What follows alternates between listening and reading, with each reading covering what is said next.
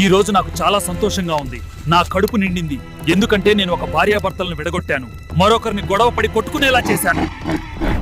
ఇది ఒక చిన్న కథే, కానీ మీరందరూ తప్పకుండా వినాల్సిన కథ. ఒక భార్యాభర్తలు ఉంటారు. రాత్రి భోజనం చేసి పిల్లలను నిద్రపుచ్చిన తర్వాత ఇంటి పనులు, బాధ్యతల గురించి మాట్లాడుకుంటూ ఉండగా ఇద్దరి మధ్య వాదన మొదలవుతుంది. ఆ వాదన కాస్త ఎక్కువై భార్యకు కోపం వస్తుంది. ఆమె అంటుంది, నేను నీతో ఈ ఇంట్లో ఒక్క నిమిషం కూడా ఉండలేను. నేను ఇప్పుడే బయటికి వెళ్ళిపోతాను. రాత్రి కావడంతో తను వీధిలో నడుచుకుంటూ తన మొదటి స్నేహితురాలికి ఫోన్ చేసి జరిగిన గొడవ అంతా చెబుతుంది. ఆమె అన్నీ విన్న తర్వాత ఇలా అంటుంది, నీకు తెలుసు కదా, నా భర్తతో కూడా నాకు చాలా సార్లు గొడవలవుతాయి. కానీ నేను ప్రతిసారి ఒక విషయం గుర్తు చేసుకుంటాను. ఉదయం నుంచి రాత్రి వరకు అతను కష్టపడి పనిచేస్తాడు.